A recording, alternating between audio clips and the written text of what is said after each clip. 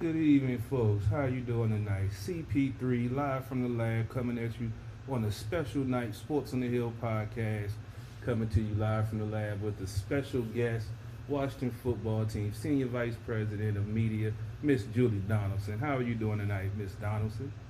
Great. Glad to be here. Season is up and running. Glad to see that. Hopefully, we get a few more wins to celebrate. It's always different after a victory. So we got to put this loss behind us and look forward to the Browns. Yeah, definitely. It was definitely a disappointing loss. I say, I didn't see what I wanted to see. I was going to get into it. I guess we can get into it a little bit. I wasn't really going to get into the football stuff.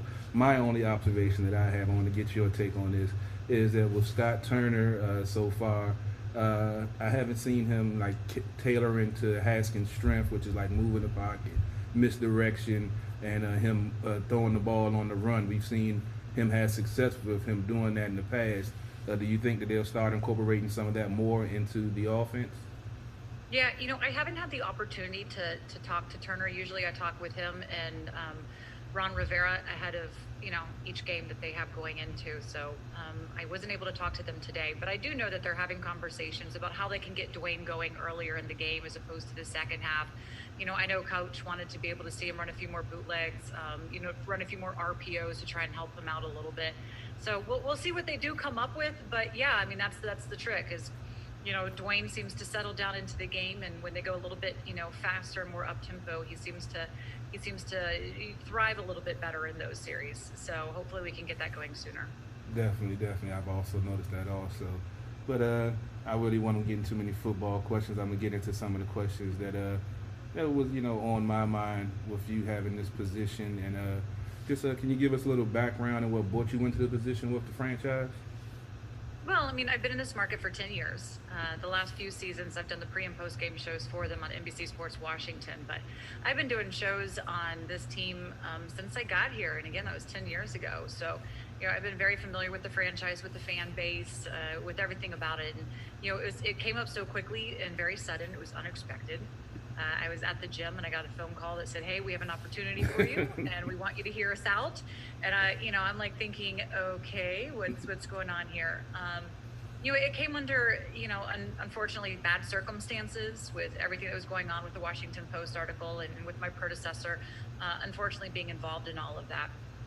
But here's the thing: is it has created an opportunity for myself, and I am making the most of it. It's not something I really saw myself doing of, being in a broadcast booth. And so when they first presented the idea to me, I thought they were a little crazy.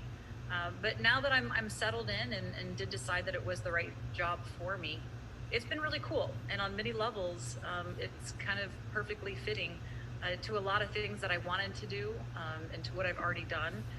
And hopefully into the future of what I will be able to do. So it's been a wild ride basically over the past few months. Definitely, that goes into one of the other questions I had. Did you ever see yourself in a role like this for an NFL franchise, and definitely being the first woman in the NFL to ever take this role? Did you ever see yourself, when you were aspiring in your career, that you would be in this position right now? No, not at all. I mean, again, when they first presented to me, I thought it was crazy. And, I was talking John Kime of ESPN. He was actually with us in the booth because of COVID. We're not allowed to travel. So we're having to call the games from FedEx Field when they're in Arizona, when they'll be in Cleveland for all of them. We're going to be at FedEx Field. Hmm. And, he was going through it all. And then afterwards, he goes, I have to tell you this as an afterthought. I realize you are the first woman to do this on a full-time basis. And, I said, it's not lost on me the magnitude of that. But I love the fact that that was one of the last things he thought of. Because it should just be about the job that I'm doing and that it be a good job that I'm doing, and I will grow in it. I will get better. I mean, I've never done this before. It wasn't something when I was a little girl I dreamed about, or when you're early on in your profession, I dreamed about telling stories, and I loved being at events. I loved being around, the players and the fans and all that. So in all honesty, I think that's the cool thing about life is you have a big dream. And as you get further into it, I think sometimes God goes, no, bigger, and here I find myself in this situation and the opportunity to, pave the way for women that do have that as the dream and say, you know what, it shouldn't be on whether you're male or female. It just depends on who's the best journalist and the best at what they do to be there. That's what I want it to be at the end of the day. So it fits right along the lines of everything I do love to do. I just didn't see it playing out in this facet. Definitely, that's definitely a valid point. You can open doors for other folks and other women in a position that want to aspire to do that and didn't think they could be in that position. And I know it's definitely giving a push and a boost to some of the young ladies out here seeing you in this role. And that's kind of what I go into the next question with the difference of being in a radio booth and being an executive, and now with so much coverage that you do now with live streams and the show you do on NBC Sports. So how do you balance all of that, and what's the difference between just doing the radio booth stuff and now incorporating that along with the executive stuff also? Yeah, fantastic question. I haven't figured it out yet. I don't think there's a balance at all in my life at the moment. And I usually preach that. And nothing's ever 50-50, in life. I don't think that that's ever how anything goes. But I do believe there has to be some sort of a mix between your work life, your home life, and your relationships, whatever that is, and however it works for you. Right now, it's very predominant work. In fact, that's almost all it is. I was at dinner with my friend, and it's like I only had time for 3 sips and 2 bites, and I'm like, all right, gotta go.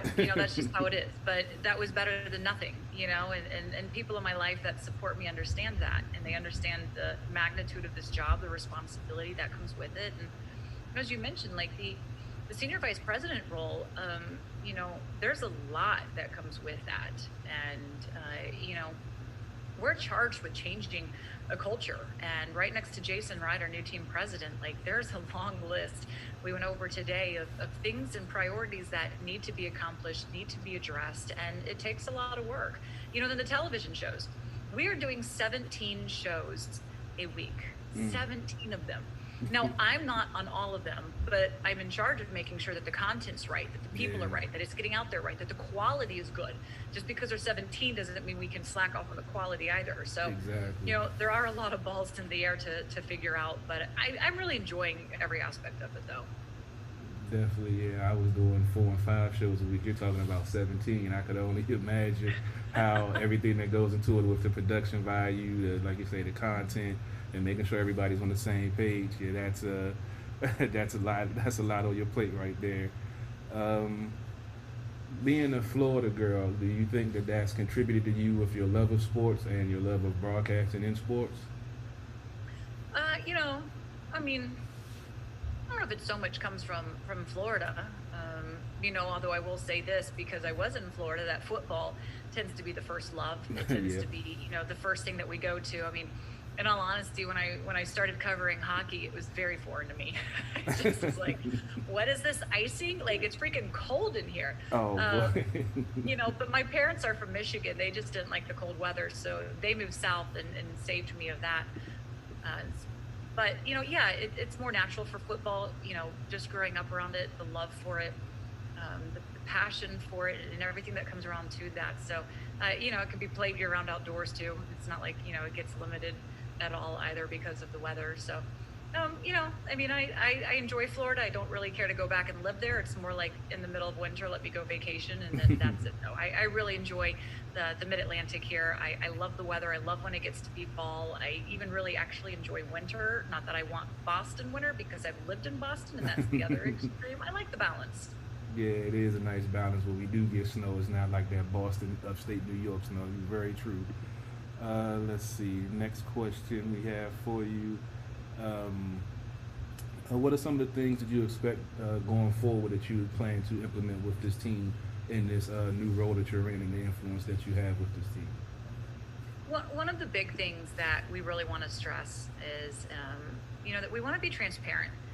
And we want to communicate in ways that I don't believe this franchise really communicated with before, because, since I spent so many years as a reporter covering this team, they didn't necessarily always be open with the media or even with fans and what was going on. They just kind of, they would wait to put out the press release, and then they wouldn't necessarily comment on whatever it was.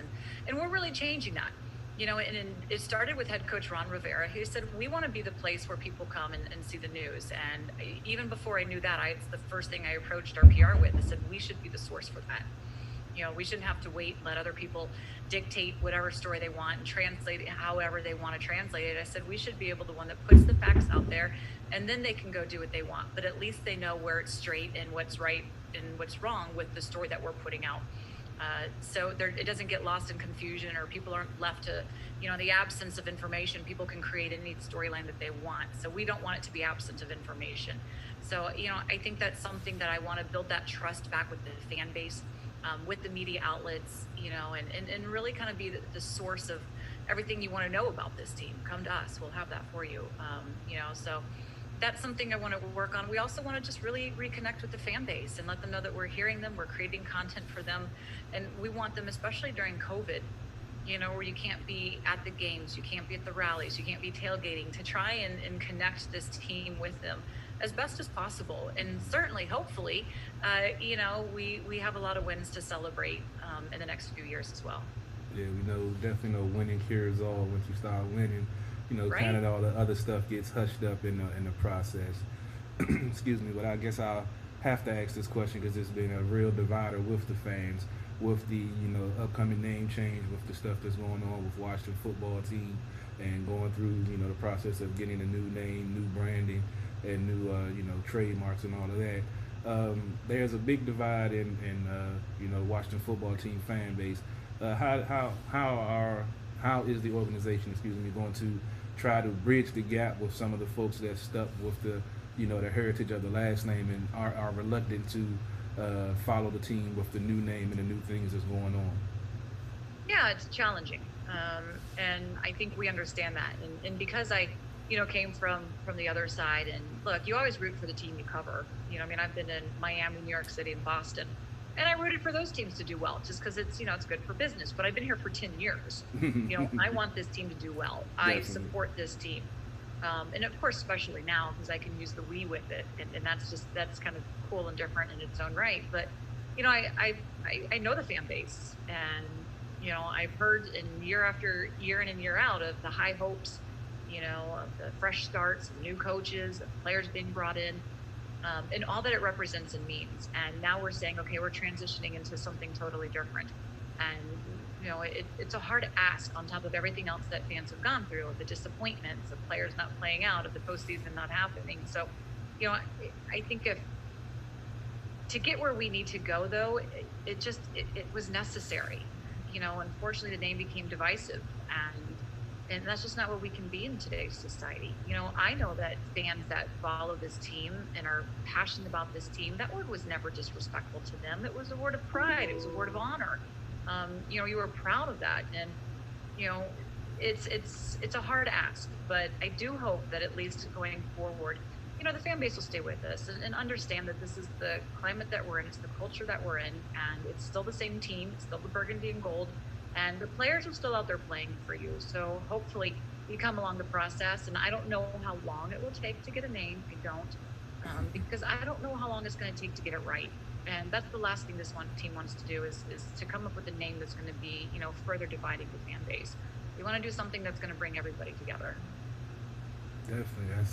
That's very, very good to hear, because this fan base definitely needs to be brought together, because it's been so divided for so long, and now with the name change, it's just added another dividing point for this fan base. But hopefully, like you said, we can get it right, get something that everyone can appreciate and enjoy and go forward. I say the same thing.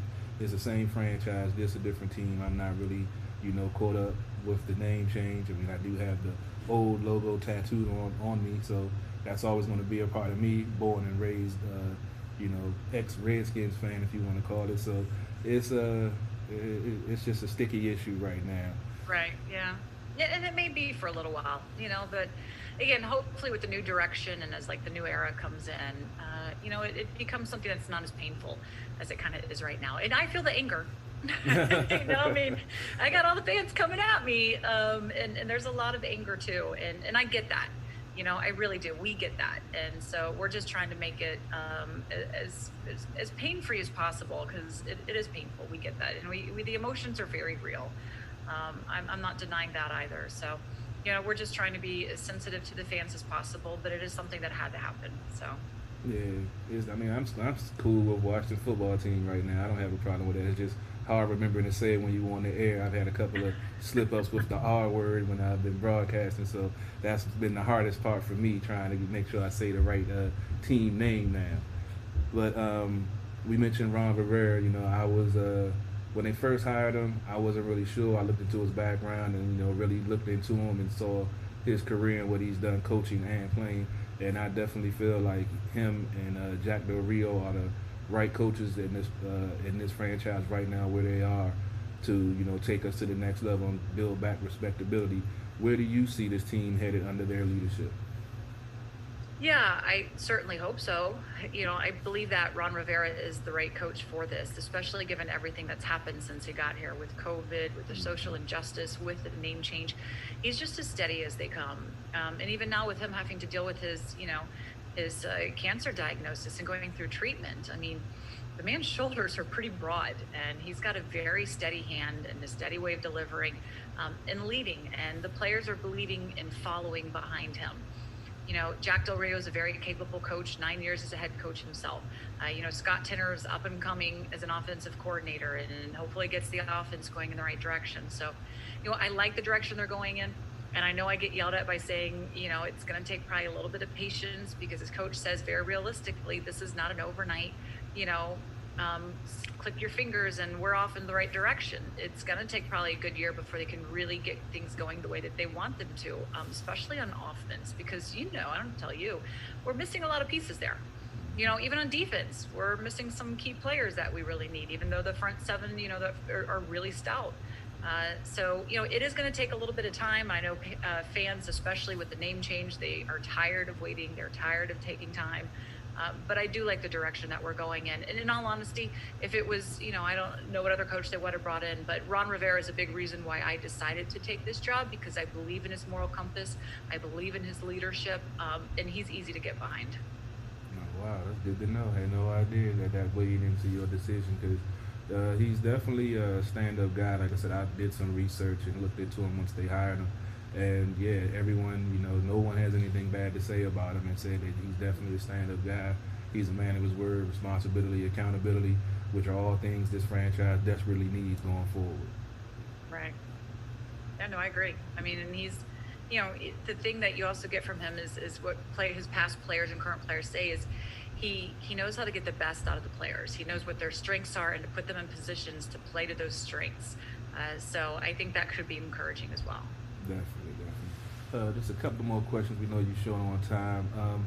What is the most important culture change that you want to make on this franchise going forward, that you feel was something that you really wanted to address and leave your mark on with this franchise? Accountability, respect, and to see people. I think those are important. I think, people have to know the work that they're putting in is going to be seen, because in this business, people are working crazy hours, long days, no days off. I mean, I don't know when I'll probably get the next day off, and that goes for my staff too. It's very hard to find that time during the middle of the season. That's just what we're in this for, is because we're here because we're passionate. But I want anybody that works for this franchise to know that their work is appreciated, it's seen, and hopefully will be rewarded as well. And I think a part of that is you have to have accountability. So we know what your job title is, and you can hold those that are working for you accountable, and those that are working for you can hold the leadership accountable. It's a two-way street on this, and I think that's really important for everybody to know that you have a job. We are expecting you to do that job, and if it's not done the right way, we're going to have a conversation about that, on how we can get it to the standards and the expectations of what we want. That's going to be very clear delivery, so you're not going to be confused on what that is. And also I think respect. When you have respect to the people you work for, and when you trust the people that you work with, that goes a long ways. And that's something that hasn't obviously existed here in the past. Otherwise, we wouldn't be having these problems that unfortunately were there. And look, we believe that they've all been addressed, and a lot of that was, all before hopefully I was here. But if there is a problem, we're going to hold those people accountable, and they may not be here, if that still exists, because it's not going to be something that I tolerate. Man or female cannot be mistreated anywhere in life. There's just no room for that. And so I think a lot of that just comes with respect and mutual respect, no matter what your position is, no matter what your title is, no matter what department you work in. Totally agree. I've been in some situations that the culture wasn't healthy either. So you have to get those things addressed, hold people accountable, and respect everyone in the work environment because that's what they're there to do. But it's good to hear that positive things are happening at the park. I know I'm encouraged after all the reports and stuff that was coming out of some of the stuff that was going on over the past few years or decades or however far you want to go back.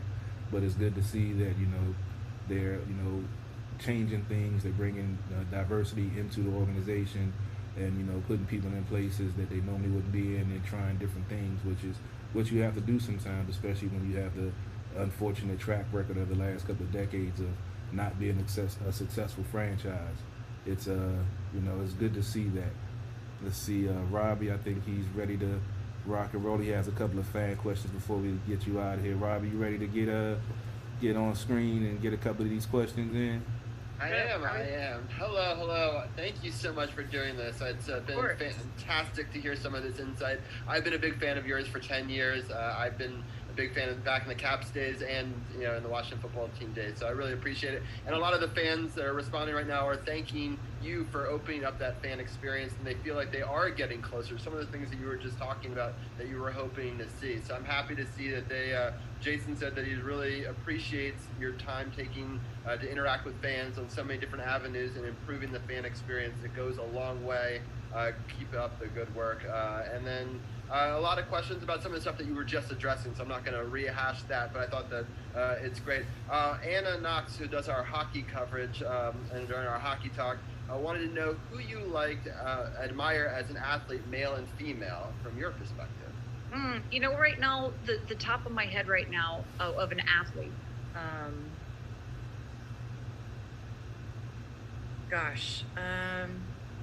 male or eeks. I always get put on the spot for these. I know. Let me just twist it a little bit. How's that? Go for it. Because the first thing that comes to my head, and just because I was just having a conversation with her, is like Doris Burke.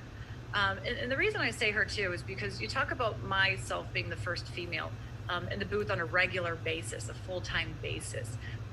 She's been calling games for such a long time, but she's going to be the first female that's going to calling the NBA playoffs.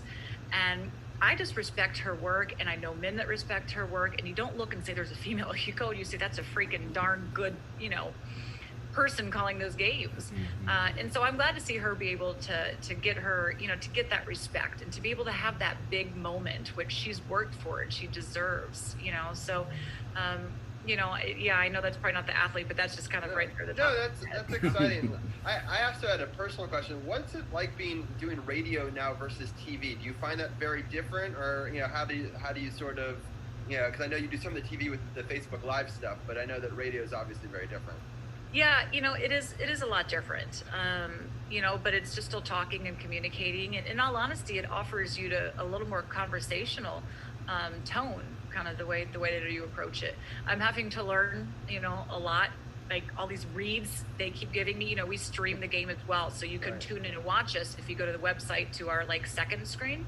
Oh, cool. You'll see them handing me live drop-in reads and having to get the out. So there's little nuances I'm having to learn, and the pacing obviously is a little bit different, but you're still telling stories. You're still, putting on a performance, and you still have a hot mic. Right. It's just not as, it's structured in a very different way. So you got to paint the picture in a bit of a different way because they don't have the visual to go with it, and you've got to kind of explain some way. And then one last question that we had from Kevin Sinclair. He talked about rivalries, going back to the Florida question. He knows that you really like University of Florida and that Florida State rivalry, right? How does that rivalry compare to the Cowboys-Washington football team rivalry in your mind? Sort of in your history of rivalries. Yeah, well, it's equal hate, right? Right, yeah. I mean, growing up in Jacksonville, Florida, you were one or the other. And, we didn't, at the time when growing up for the rest of my childhood, aging myself, the Jags weren't there. So we didn't have the pro team yet. So you were either Florida or Florida State. And the rivalry was always good, too, because the games were competitive. We'd go back and forth. So, to me, they'd say, oh, my sister went to Florida State, and so I have to have this much tolerance for them, in all honesty. Otherwise, there's zero tolerance. But people think, when you're out of state here, they go, oh, well, you're from Florida. Florida's out. You can root for Florida State because you're from Florida. So no, heck no. No. I can't do that. I'd rather root for Alabama than Florida State. Wow. So it still has, so I get it. I get the passionate fan base. I get the living and the dying with, who has the bragging rights. And it's all about beat Florida State because that was always our Thanksgiving game as well, same as the Cowboys. So Thanksgiving, mark it down. We went on a trip and that was, must-watch TV. Never missed it. Yeah, that's crazy. It'll be a fun game to call for sure, that Cowboys Washington football team game in Dallas. I wish we would be in Dallas, but next year and the years after that, maybe. Right, so. Hopefully we can get things back to normal. Thank you so much for being so open and honest and going through all these issues. I know that the fans really appreciate it, and we really do too. And I hope that we can do something like this again in the future for sure. Yeah, thanks for having me on. So. All right. Appreciate it. You have a good night. All right, you too.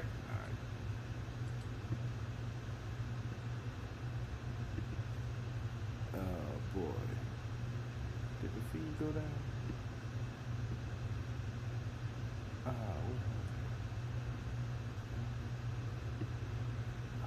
Shut it off. I'm not sure what's going on right now with the feed, but appreciate you tuning in. I'm about to end it now because we're having some technical glitches, and I don't want to ruin a great episode with bad graphics at the end of the show. CP3 live from the lab, Sports on the Hill podcast.